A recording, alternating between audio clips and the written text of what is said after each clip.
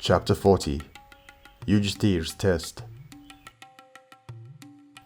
In their last year in the forest, before they would need to go into a year of hiding, the Pandavas encountered a desperate Brahmin. A deer had entangled the Brahmin's prayer tools in his antlers and fled into the forest. The Brahmin implored the brothers to help him retrieve his implements.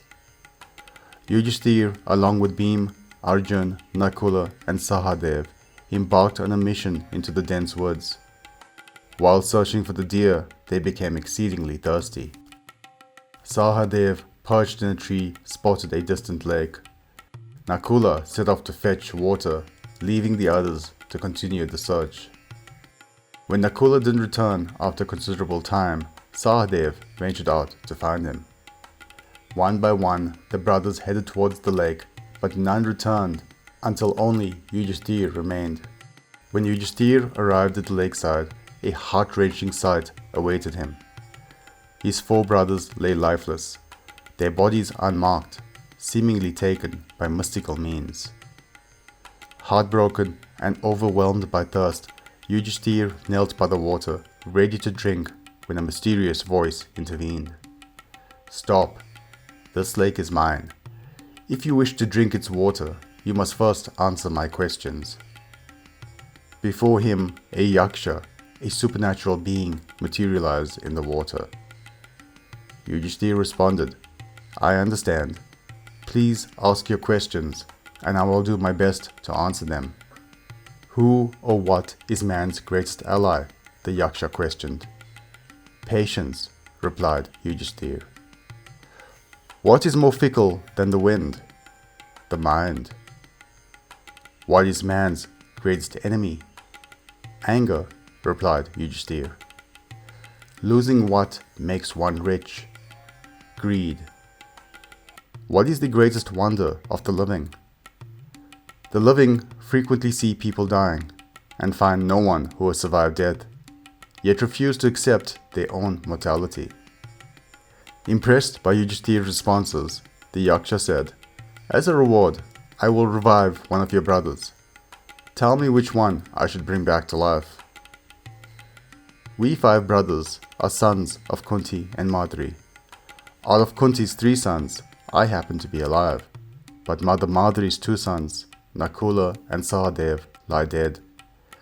I request you to revive one of them, so that each of my mothers have a son remaining." The yaksha praised Yudisthir, saying, "You are indeed a virtuous king.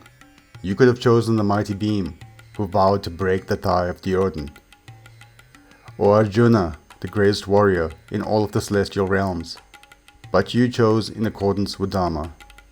In response to Yudisthir's choice, the yaksha restored all of his brothers to life. As the yaksha's form dissolved, it revealed Lord Yama, the god of justice, who declared, "You are my spiritual son, Yudisthir, and I bestow upon you and your family the gift of remaining concealed during your final year of exile, where you must live in hiding within a city." Chapter 41 The Year in Hiding. Yudisthir's spiritual father, Lord Dharma, advised the Pandavas to spend their final year of exile in the city of Viratanaga. Before they returned to the forest, Lord Dharma returned the priest's implements.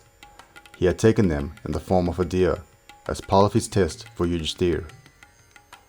Grateful, the Pandavas returned to their forest homes and discussed the incident with Draupadi. They were nearing the end of their 12 years in forest exile, with the 13th year requiring them to hide within the city. Discovery by Duryodhan and his spies during this year would result in another 12 years of exile. They carefully planned their disguises for the final year.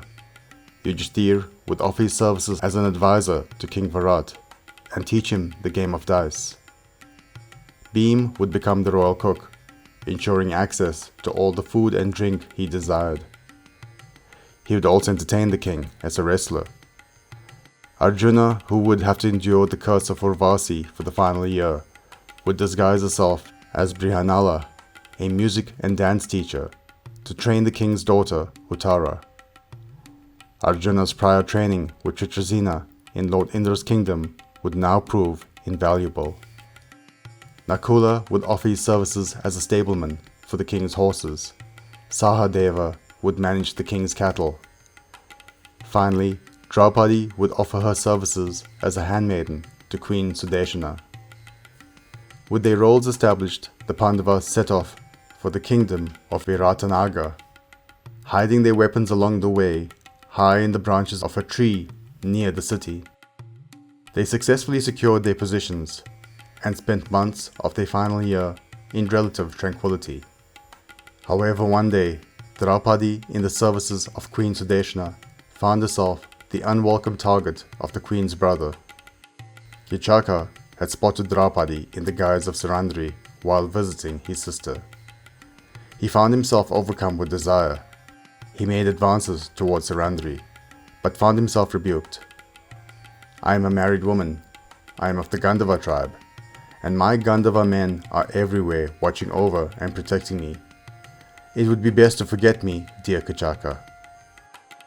But the queen's brother was a powerful and ambitious man within Virat's kingdom, and he wasn't about to give up that easily.